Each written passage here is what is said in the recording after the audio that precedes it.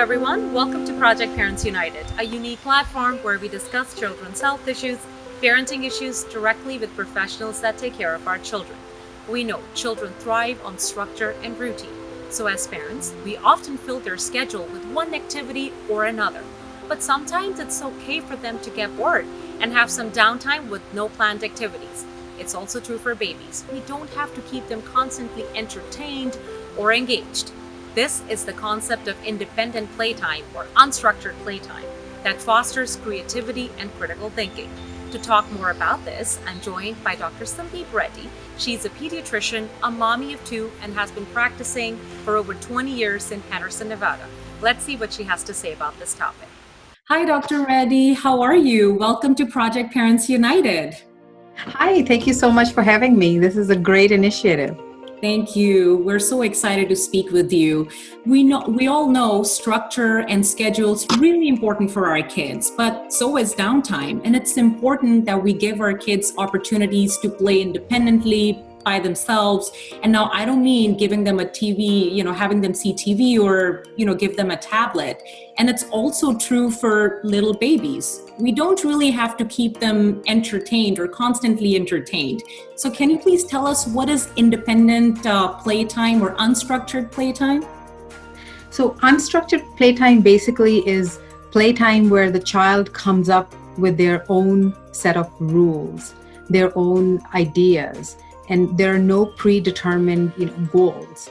And children sort of are the leaders and they take charge of the situation. Well, why is it so important for babies to be engaged in independent play? And what are some of the benefits for older children?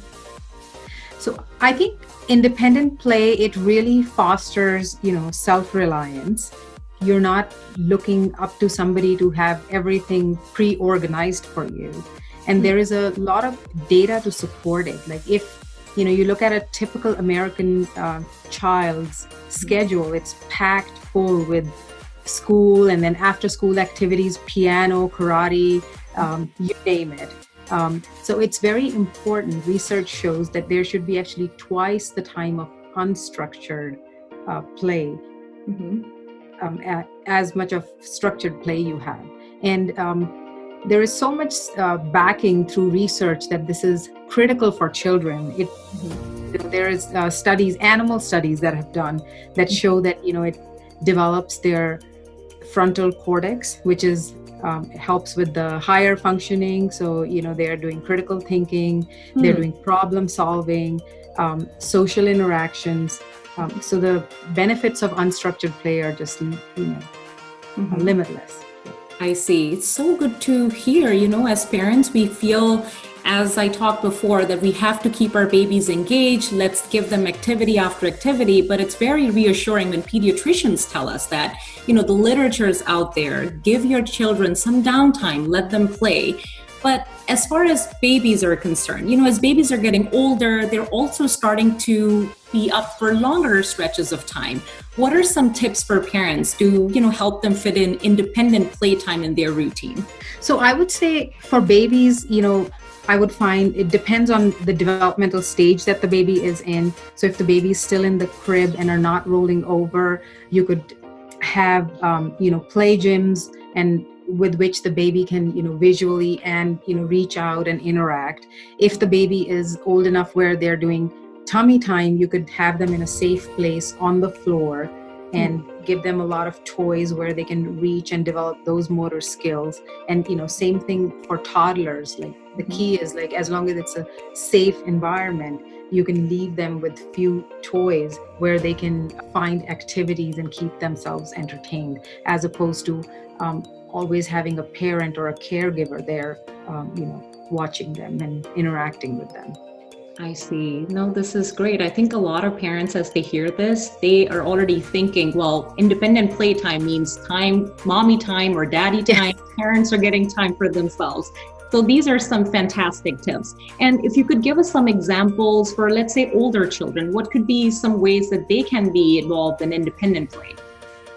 So independent play, could be outdoors. Like there are so many activities. They can, go bicycle riding, play in their neighborhood with the other children of different age groups. Other things that they can do is in their own backyard, looking for bugs and taking things and digging, playing in a sandbox. So a lot of just unstructured play. The key is sometimes they say, it's okay to let the children be bored because it has them become more creative to find their own ideas to entertain themselves. So again, it goes back to creating so many skills like self-reliance, social interaction, problem solving, getting along with their peers, making their own set of rules, and leadership skills. So again, benefits of independent unstructured play are so many. Right. And this is so critical. You meant, as in our growing up times too, I think parents are going back to intuitive parenting, going back to their basic instincts. We all know we grew up playing outside and outdoors, and honestly, children are learning about textures, and it's so important. They're also learning to get bored, and it's fine. And they're finding ways to entertain themselves. But it's also important to understand that unstructured playtime does not mean unsupervised playtime. Parent has to be around and has to supervise. So what are some important pointers for parents? Yeah, I think that's very important because sometimes when you talk about unstructured playtime, parents think it's unsupervised. So it's unstructured, but still, within safety. And these days, we could, as parents, use technology for that, right? Children have smart watches, they have smartphones. I'm talking about older kids, and they can have boundaries with that. Parents could be within an earshot or within an eye shot, but giving them their own space so that as a parent, you're not stepping in to resolve every conflict. You're not sort of making the rules for the play, and just kind of watching and giving them that independence, but knowing that you're right there to step in if there is need. And from our conversation, I think it's very clear that independent playtime is important for a child's development. We get a break as well as parents. It's for our sanity, and they can be taught to engage in it early on. So I think the key is for parents to be persistent. I guess the babies and children will pick it up eventually. Absolutely. I think that's their natural instinct to interact and play and have a good time. Right. No, thank you. I really, really appreciate this conversation, Dr. Reddy. Thank you so much. Thank you so much for having me.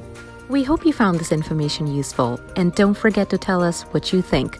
You can also connect with us on Instagram, Facebook, and YouTube, or visit us at www.projectparentsunited.com.